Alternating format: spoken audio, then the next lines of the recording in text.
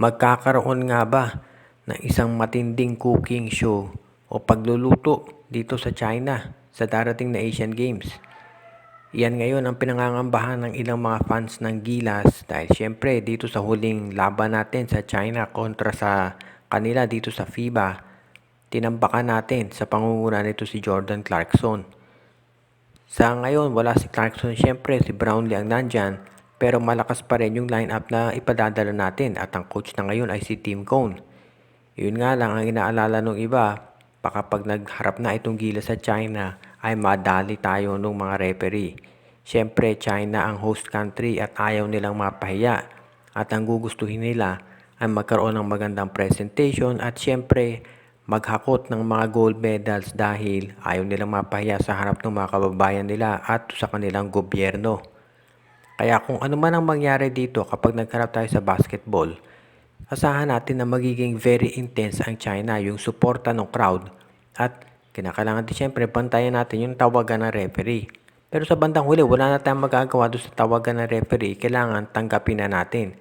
At ang Gilas dapat maging handa roon at maniguro tayo na maganda maging performance natin para hindi na yung mga tawag ng referee ang magde-decide doon sa outcome ng laro.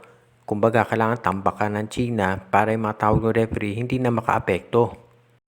Congratulations dito kay Renz Abando na kumita na pala ng halos 14 million pesos sa isang taon lamang ng paglalaro niya dito sa Korean Basketball League.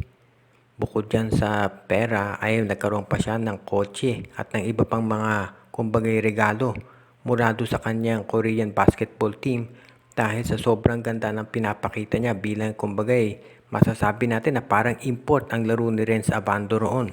At yan ang dahilan kung bakit naman siya nabigyan ng ganong kalaki kahalagang salary. At well-deserved naman para kay Renz Abando yung kinikita niya dahil unang-una nakita natin ang laro niya sa Korea ay talagang maganda at hahangaan. Pangalawa, hindi rin siya nagkulang pagdating dito sa FIBA. Kahit limitadong minuto lang ang binigay sa kanya ni Coach Chot Reyes nung umpisa, maganda yung intensity na pinapakita niya at yun nga ang dahilan kung bakit sa mga sumunod na laro ay tumaas ang minuto nitong si Renz Abando at kung bakit siya naging fan favorite kaagad-agad. At yan ang dahilan ngayon kung ba't masasabi natin talaga na yung milyong-milyong kinikita ni Renz Abando para sa sarili niya at sa kanyang pamilya ay well-deserved.